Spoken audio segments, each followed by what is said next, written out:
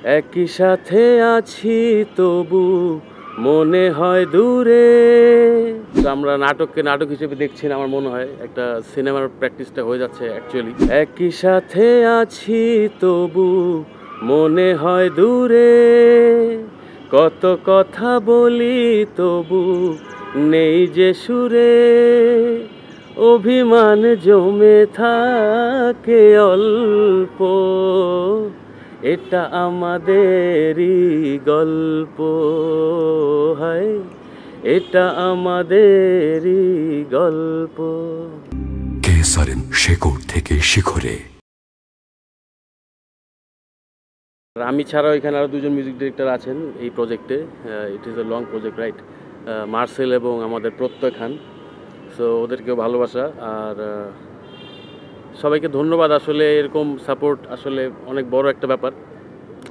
আর নাটকের গানে আমাদের যে এক্সপিরিয়েন্সটার ইদানিং অর্জন হয়েছে, যে মানুষ আসলে ব্যাকগ্রাউন্ড স্কোর নিয়ে অনেক কথা বলছে। সো আমরা নাটককে নাটক হিসেবে দেখছি না, আমার মনে হয় একটা সিনেমার প্র্যাকটিসটা হয়ে যাচ্ছে অ্যাকচুয়ালি। বেসিক্যালি আমার প্র্যাকটিসটা হচ্ছে, যেহেতু দেশে সিনেমা কমও হচ্ছে। সো আশা করি যে এর মাধ্যমে সবার প্র্যাকটিসটা ভালোই হবে, অ্যাটলিস্ট লিসেনিং প্র্যাকটিসটা, ব্যাকগ্রাউন্ড স্কোরের প্রতি মনোযোগী হওয়াটা। সবাই কমেন্ট বক্সে লিখে আর কি, যে ইমোশনাল ব্যাকগ্রাউন্ড স্কোর একটা ফ্যাক্ট। মিউজিক কতটুকু যাবে একটা সিনেমাতে অথবা একটা নাটকে ইউজ করলে, সেটা অ্যাকচুয়ালি ডিরেক্টরের পয়েন্ট অফ ভিউ থেকে আসলে চিন্তাটা আসে। সো মামা সলিডভাবে হয়তো বা চিন্তা করে দেখছে যে রুমিকে দেখি কাজে লাগানো যায়। So I think it working. Thanks মামা এগেন।